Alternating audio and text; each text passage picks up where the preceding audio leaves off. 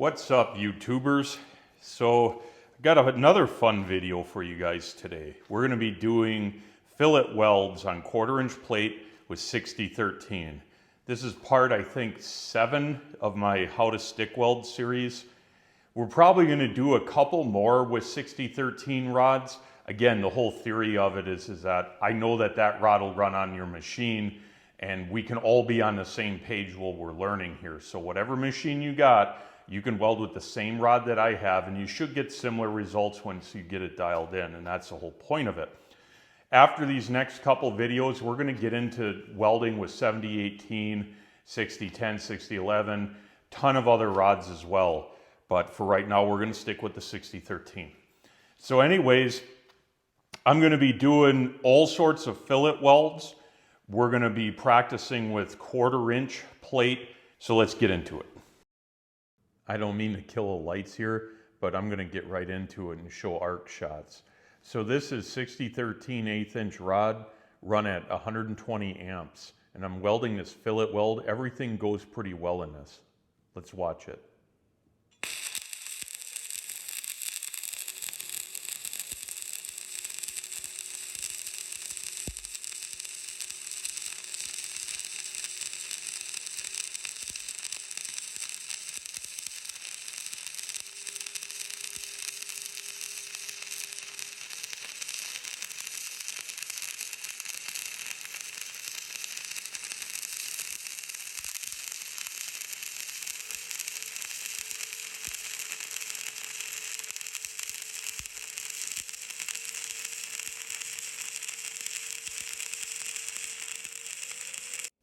So this is the same video you just watched. I'm just going to comment on it as I see things. Now it's a little bit harder to tell due to the amperage and the angle here as far as what's a molten puddle, but you can clearly see sort of a rounded eye shape that's slightly brighter than what's behind it. That is your molten puddle. Now the rod angle is leaned way back, which is extending it a little bit more. But that brighter orange spot that's closer to the rod, that is your molten puddle.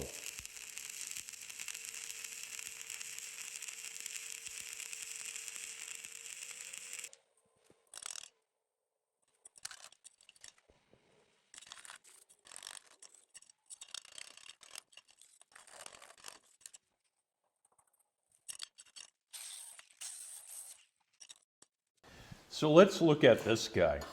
I ran a continuous bead, start to finish. Everything was pretty much dead on. I was running it at 120 amps, which honestly might be a little bit on the hot side for 6013. It seemed to weld pretty decent though. I mean, I did have a little bit of arc blow that I was able to get under control, but not bad, better than I expected. So the camera was literally right in front of me, and I had to weld at kind of like a ridiculous drag angle just to not hit the camera. That didn't really seem to matter for this. It laid down nice and flat, I guess, overall. A couple of things to note here. So the start I had, which I kind of struck it back over here, you can see that dreaded slag inclusion, which is because I struck the arc somewhere over here. The metal went around the slag and then didn't tie in. Very common on 6013 starts. So what I should have done is struck the arc over here, brought it over, and then welded through, which in the position I was, I don't think I could have done that. The camera was in the way. Everything was going pretty good up until somewhere in this point. You probably heard it in the video. I started to get a little bit of arc blow where the arc was wandering and big buckshot BBs started popping out of there. Now, I realized what it was. What was going on is this rod tends to have a fairly long arc gap. And if you look in there, see the distance from the flux edge that's not burned off to the inner part of the rod, which it's actually even further than what you see in there. Well, I was just kind of resting this rod on the plate, kind of like this, just resting it in there. And what was going on is the arc gap, the rod was burning off higher inside and higher, even though the flux wasn't. And pretty soon, all of a sudden, the arc gap got so long that it blew out the rod and basically established a different arc path, or path to back to the welder through the ground. So what I ended up doing is, about in this area when it blew out on me, I just pushed the rod in more, and then it stopped almost immediately. Everything was going good here, got a little bit more right here. Again, I pushed the rod in. If there's one thing I've learned running 6013 as much as I have so far in this video, and you know, like I've said before, I don't run 6013 like I did in school, in college when I was learning to stick weld. I ran a bunch of it, but nowadays, I mean, I haven't ran it for years. But I've noticed, and it's kind of coming back to me, that 6013, you have to put pressure on it while welding fillet welds. And what I mean by that is, say this is your fillet weld. When this flux is in there, I'm literally putting pressure to try and get that flux to melt off. And at the right amperage, like I was at 120, I wasn't at risk of sticking the rod and then having to break it off. It wasn't even close. It was maintaining an arc, but I literally was putting a fair amount of pressure, just like I'm moving this plate. With the rod angle I had, I seem to have that. So that's something to keep in mind. If you keep getting arc blow like what I was getting, you're probably not pushing enough pressure on the rod. Now with 6011, 6010, 7018, you don't have to do it nearly to that extent. You'll probably end up sticking the rod if you do that. But yeah, this side, overall, really good. No real complaints. Probably a tad bit hot. Let's look at the side profile here. I would say that's flat with a slight bit of being convex, so that's really good. Other than this rough start slag inclusion, very typical of this rod, everything else looks really good. No complaints there. Well, the back side of this, I did a couple different things. So the first thing was I dropped the amperage from 120 amps down to 100. It seemed to weld better than I expected, to be completely honest with you. It looks a little bit like it's roped up. It's kind of hard to see. Yeah, you can definitely see it's got a convex profile to it. However, it's, again, not as bad as I would have suspected at much lower amperage. I noticed, and you'll see it in the video, the flux kind of just swirls, and it's very, very difficult to get a read on what is the molten puddle because everything is swirling and there's no clear defined puddle. So at lower amperages, much harder to tell.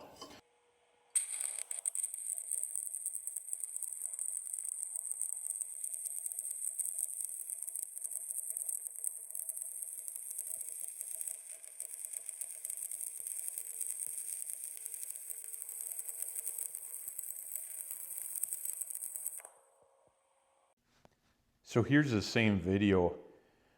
It's very difficult to see the molten puddle. As you can see, the arc is wandering quite a bit. I slowed down here a little bit to try and get the puddle to wet out a little bit better.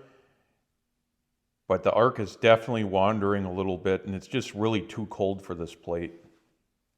Now the next weld I did, I ran a long arc. So I struck the arc and then I brought the arc gap out way out. Generally speaking, with a drag angle of 6013, you should feel the rod touch your plate a little bit while you're dragging it, and that's the proper arc angle. Now, you can see, much like the other side, got a bad start with slag inclusion at the start, not good. It's hard to see, but this plate is also undercut. There's a lip here, like the weld is sunk in, and that's simply because I was really long arcing it. I mean, just throwing metal in there, and that extra heat from the wider arc cone just chewed away at that.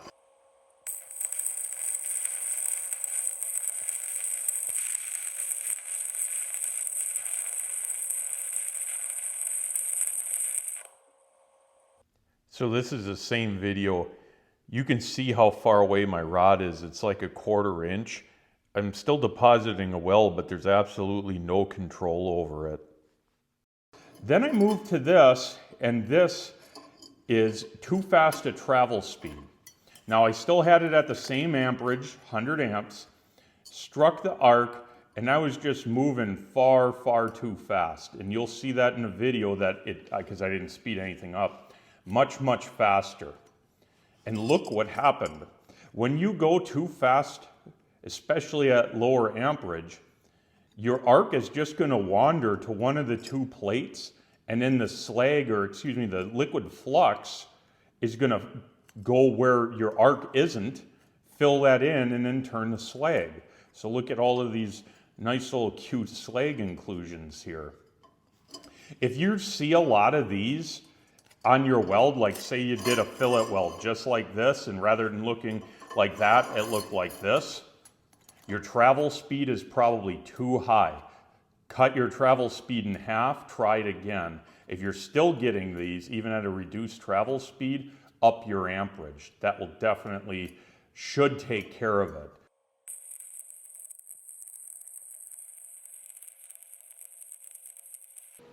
So that video got kind of cut short because I wasn't in focus, but I redid the test, and this video here is going to show you what I was talking about.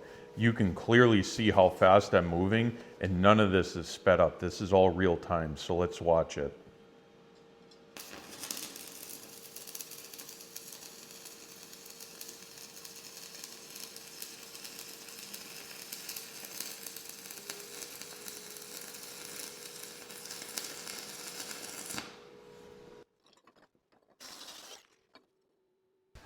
So as you saw in the video, struck the arc, 100 amps, started really moving fast, and then as I picked up more and more speed, look what happened. As to be expected, due to arc wandering, the arc split, deposited some metal, and then you got slag inclusions. Very, very common with 6013, because without you practicing and understanding what the correct travel speed is, it's very easy to go too fast, and this is what you're going to be left with. So when you see an indicator like this, you know, you're really likely going too fast for your amperage. So boost the amperage up or slow down, and or both. The other possibility for creating this is to come with a straight in angle. Now if you look at this, something like this, if you weld like this on a fillet weld, your molten flux is going to get ahead of the rod in the direction you're traveling, just like this, and then you're going to be welding over molten flux, which is going to basically tend to cause slag entrapment just like this, these inclusions. So you don't want that. And that's really what stick welding comes down to, is it's just all about maintaining that smooth, equal travel speed. Little bit of rod pressure, especially with this 6013 rod. Let's do a couple more joints. I'm going to grab some new material rather than this repurposed stuff. You know, obviously if you have scrap steel laying around, you can make do with it, but it always helps once you get things down to use some clean plates and start out new and see where you're at for skills. All right, I got two brand new super clean test plates here, 1/4 inch thick steel again. I'm going to show you guys how I tack these. I would recommend, if you're going to do this, to tack them on the ends. If you tack them on the face here, what will happen is when you strike the arc on there and then bring it over, you're going to have to make it over that hump, and oftentimes you're going to have an issue where the arc will wander, or you'll get flux in front of your rod by welding over the tack. So if you're going to tack it on the face, my recommendation is to grind it down flatter by a little bit. That'll definitely help you. So what I'm going to do, got my spare rods. Always keep chunks of rods. Now this one's like half a rod, but if you have little rods laying around, use those to tack, like this little guy.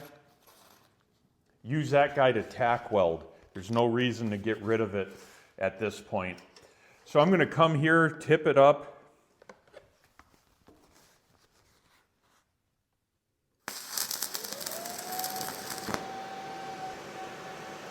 Just did a little tack there, nothing fancy. Another option you have is to use magnets, which I got one over here somewhere. You can use a magnet like this guy here to hold it up at 90 degrees. Let's see how close I got it. I'm about as close as I need to be on that. Not bad. The thing, you don't want to leave these while you're welding. If you were to leave this on the back like this and just try and weld, as soon as your rod got close to this magnet, your arc is going to wander over to it. So for tacking purposes, leave it on, otherwise get rid of it. Trust me on that. Now, as you can see, I tacked this one side, we got this pretty big gap. All I'm going to do is push down on the plate and then tack it on this side.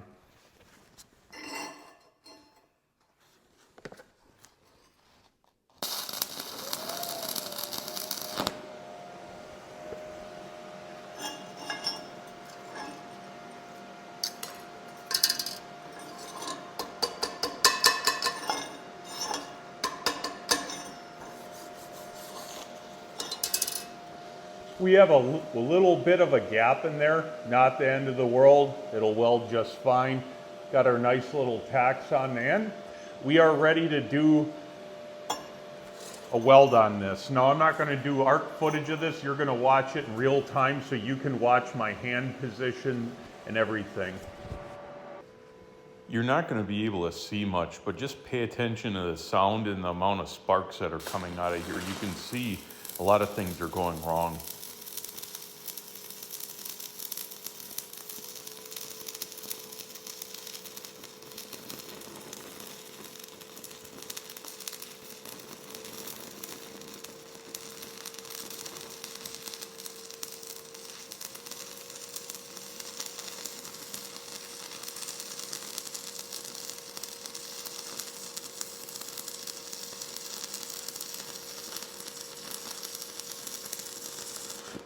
Now, you probably saw, based on what I explained to you so far in this video, that I made a ton of mistakes on this. My travel speed at the start was okay, but my rod angle wasn't the best. You may have saw the flux start to move in front of the rod. You saw that I ran a little bit too long of an arc for part of it. And then on top of that, about halfway through, I sped up way too fast. Now let's see what's actually underneath there.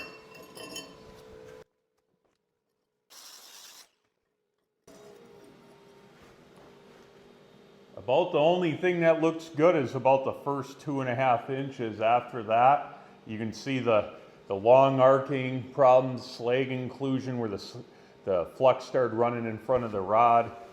The travel speed where it was just flat out too high, tons of slag inclusions. Not good at all. I'm going to let this cool off a little bit, and then I'm going to run this backside weld. Oh, and that's pretty interesting. If you look here where I picked up my travel speed, you can see there's no heat affected zone. That's about where I picked up the travel speed. The heat affected lines, the zone tells you a lot about what you did there. So anyways, let me pick that up. I'll let that cool down. We'll run it on the back and do a little bit better of a job.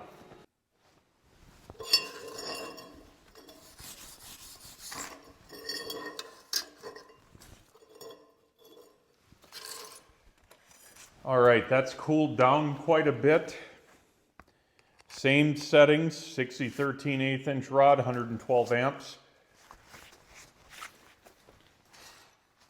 I'm going to keep my travel speed under control. I'm going to use a little bit more of a drag angle. Might be hard to see that in the video, to try and keep that flux pushed that way.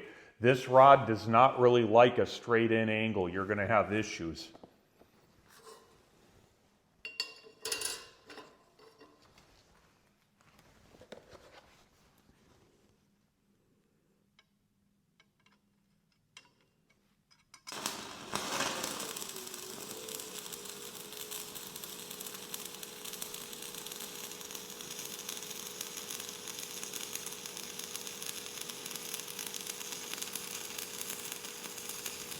You can tell just by the sound that this rod makes how consistent it's running. That's a telltale sign.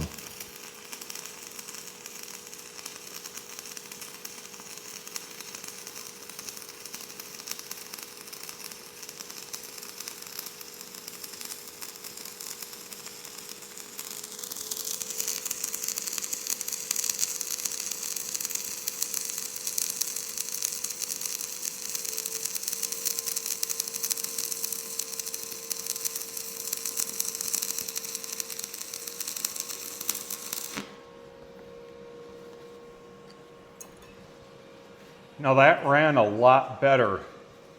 You probably saw me manipulating the rod holder, the stinger, a little bit.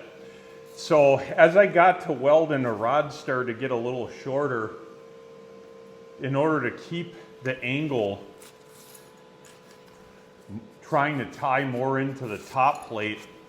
Well, I couldn't flatten it because see, as that rod shortens, it wants to go and hit the bottom plate. Well, what I ended up doing, I ended up kind of rotating my wrist just a little bit to try and maintain that rod angle. It's always going to be a balance, like with stick welding. A lot of times you're just not going to have the maneuverability you need. That's why if you got to weld it like the rod hanging out the front, weld it like this.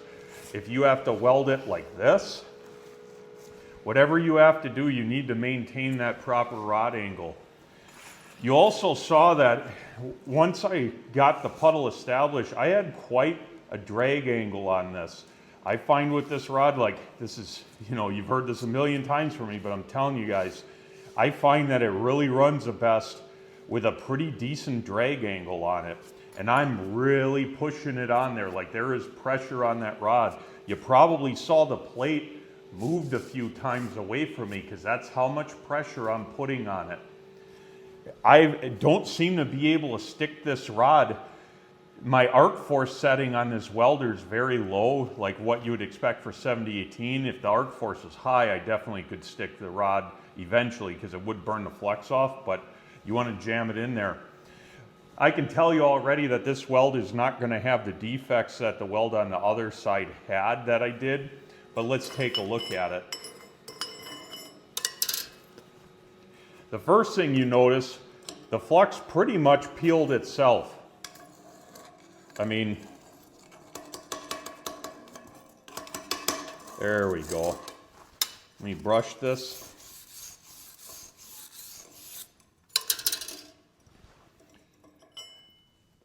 When you run a rod right, and it doesn't matter if it's 60-13 or 60-10, well, not so much 60-10, but 70-18, I mean, the flux comes off very easy. The other side, you saw how hard it was. I mean, well, I cut out a lot of video. I had to beat it with a chipping hammer and used a wire wheel and a grinder, and even then it still got slag inclusions versus this side just peeled itself off. And that's what happens when your travel speed and everything is just right on point. It's 100% there. And this is what's to be expected. So let's, I guess I'm going to clean this table up a little bit. We'll just let this cool and then we're going to wrap it up. Well, this was a fun video for me to make because I feel like I'm finally making some progress with 60-13. It's starting to come back to me. You saw in this, no, there wasn't an arc shot of it, but you saw the rod position, my hand position, the drag angle, everything. And then you saw how in real time I sped up too fast. Everything was wrong. And it really isn't that much of a difference that caused this versus everything going right. And that really just paints a picture of how important the little details are. And you have to understand that you're going to be making welds like this for a little bit until you get all of that down. It's just like riding a bike. You hop on a bike, how many times you fall off before you might be able to make it 50 foot, and then you fall off again, and then you make it 200 foot, and you fall off again. After a few weeks or whatever, you're doing pretty good, and you can even get a bike where you have to shift through gears, and then you have to relearn everything. Welding's just like that. I mean, you saw with this, I mean, I gotta say, this rod pretty much ran itself. I mean, I kind of just changed the angle a little bit with my hand position. Hopefully you saw that. But honestly, this was as close to running itself as you could, I guess, say a rod could. I mean, I had so much pressure pushing against that. I kept moving the plate. And like, I wasn't even maintaining an arc gap. Like the rod itself was burning off at the rate that I needed it to deposit the weld. Like that flux was on there. I was putting pressure. Versus the weld earlier, you can see that I fixed the cold start a little bit because I struck on the table and then brought it up, which not the best idea, but it definitely works. And then at the end, I snapped out after I let it fill a little bit. I mean, this is about as good as it's going to get for 6013. It might look like there's a little bit of undercut on there, but there's not. I just didn't wire wheel it much. I mean, this thing, very minimal cleanup. There's virtually no spatter on this. I mean, there's a couple small BBs on there to be expected with 6013, but there you have it. You're going to find that fillet welds are probably easier than lap welds, honestly. You can put almost unlimited heat in them, especially when they're 3/16 or thicker steel. There really isn't any risk of blowing a hole through it. It's just that if you get the rod too hot, you're not going to be able to control it anymore. So that's the key thing. But yeah, there you have it.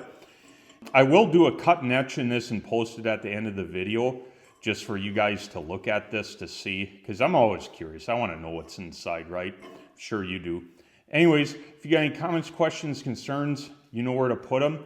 I want to thank you. I've been getting a lot of great emails and comments lately, giving me video ideas and asking my opinion on stuff. I appreciate all of that. So if you got anything to share, feel free to share it. If you're struggling with a weld or something, send me a picture at the email address that's linked on my YouTube page. Send me an email over with a picture, a couple pictures. I'll give you some help. I got some downtime, you know, every day. So if I can help you guys out, great. Anyways, thanks for sticking around. Until next time.